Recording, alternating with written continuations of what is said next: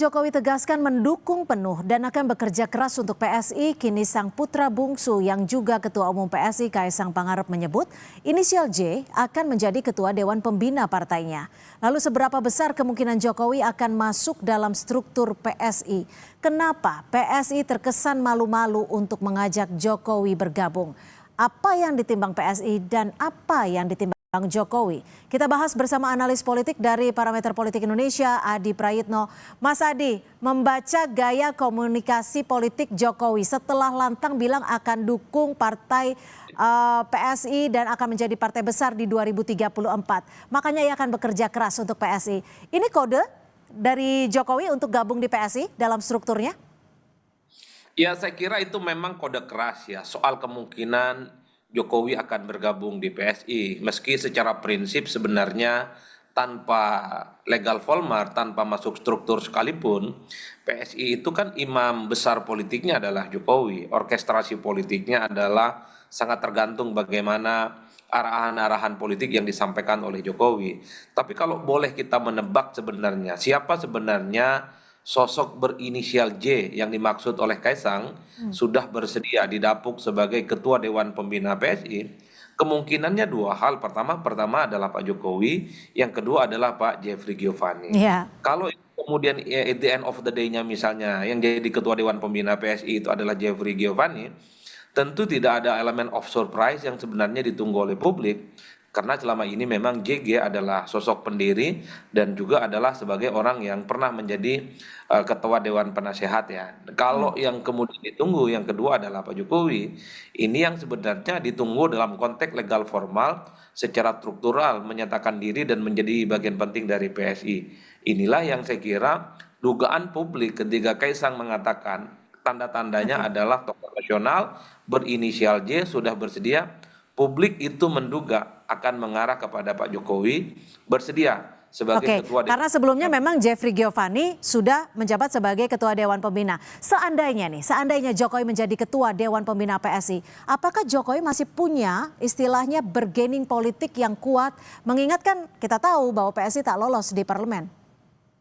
Ya, saya kira secara prinsip PSI itu punya keyakinan yang cukup kuat bahwa Jokowi itu adalah sebagai sosok yang punya pengalaman politik yang cukup panjang dan tidak pernah kalah pemilu. Di Solo menang wali kota, di Jakarta pernah jadi gubernur, kemudian menjadi presiden 2 periode. Meski kemenangannya itu tentu tidak bisa dilepaskan dari relawan-relawan dan partai pendukungnya seperti PDIP. Tapi sepertinya bagi PSI, apapun yang terjadi bahwa Jokowi itu masih dinilai sakti, masih dinilai punya magnet politik yang cukup signifikan. Karenanya wajar kalau kemudian beberapa waktu yang lalu kita mendengarkan bagaimana Jeffrey Giovanni mengatakan bahwa kalau perlu harus nangis-nangis supaya Pak Jokowi dan keluarga besarnya harus menjadi bagian dari PSI.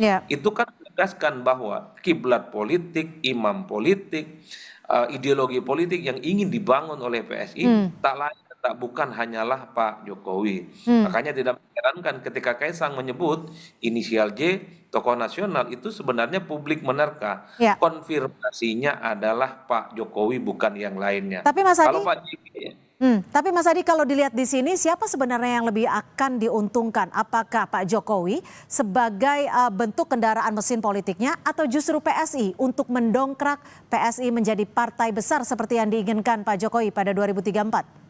Ya, saya kira PSI menang banyak, apapun judulnya Jokowi ini kan punya nama besar, mantan presiden, popularitasnya masih cukup kuat, sekalipun misalnya approval rating dan tingkat kepuasannya itu secara perlahan itu menurun, tentu ini tidak terlepas karena posisi Jokowi bukan lagi sebagai presiden, tapi sepertinya PSI tetaplah punya keyakinan bahwa apa yang dimiliki oleh Pak Jokowi selama ini, pengalaman politik, magnetnya yang dinilai masih cukup kuat, itu diharapkan akan semakin bertuah misalnya di 2029 nanti.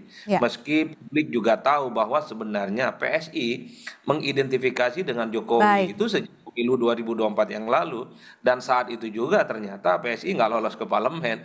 Apalagi saat ini setelah tak lagi jadi presiden, itulah yang saya sebutkan. Ini semacam perjudian politik, pertaruhan politik Jokowi setelah tak lagi jadi presiden, tak lagi bersama dengan PDIP, apakah kesaktiannya itu akan tetap kuat ataukah justru sebaliknya akan semakin berkurang dan tidak akan ada signifikansinya. Mas Adi, jika Anda tadi menyebut ada 2029, ada juga kekuatan dan kesaktian Pak Jokowi menurut Anda. Apakah nantinya ke depannya akan ada partai-partai lain yang merasa terancam jika Pak Jokowi resmi masuk dalam struktur PSI? Secara prinsip semua partai itu saling bersaing, pemilihnya juga saling beririsan. Tapi kalau saya membaca angka-angka politik dan kalkulasi secara umum, terutama pemilu pasca reformasi 99 hingga 2024, saya kira sistem partai politik kita dalam konteks pemilih partai itu relatif solid. Misalnya pemilih PDIP tetap solid, sekalipun kurang misalnya sekitar 1 atau 2%.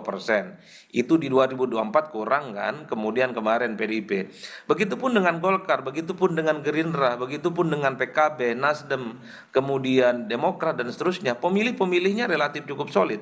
Itu artinya apa? Untuk mencari dan menyasar pemilih-pemilih partai politik yang memiliki basis konstituen yang rumit sebenarnya sulit bagi partai-partai politik yang baru untuk mendapatkan dukungan politik secara signifikan. Ya, Butuh kerja keras yang harus ditunjukkan kepada publik. Nah, yang kedua, Cynthia, yang ingin saya katakan adalah ada kecenderungan partai-partai politik baru, terutama yang tidak lolos ke parlemen, pemilihnya itu tidak pernah naik secara signifikan.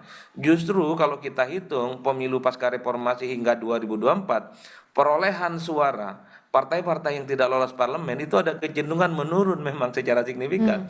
Dua realitas politik yang baik. tentu tidak mudah akan dihadapi oleh PSI Ya, menghadapi pertarungan politik di 2029 di tengah misalnya sistem kepartaian kita sudah mulai solid di mana dukungan rakyat kepada baik, partai politik tertentu sudah mulai terbentuk baik. dan ada kecenderungan partai politik baru non parlemen Ya. itu suaranya tidak pernah lolos dan kemudian dukungan politiknya selama ini tidak pernah kelihatan secara Baik, signifikan juga. artinya kita nantikan seperti apa keputusannya, nanti siapa Ketua Dewan Pembina dari PSI. Terima kasih Mas Adi Prayitno, Direktur Eksekutif Parameter Politik atas perspektifnya sore hari ini. Selamat sore Mas.